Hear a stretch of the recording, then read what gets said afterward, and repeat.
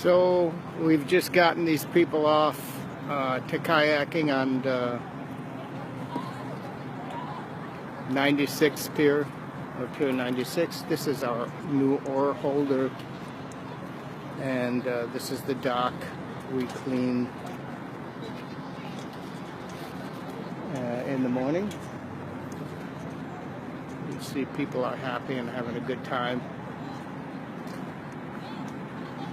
They're only allowed as far as the buoys there. If you could see the end of this dock on the right, and there's a red ball. That's as far as people are allowed because of the currents and boat traffic.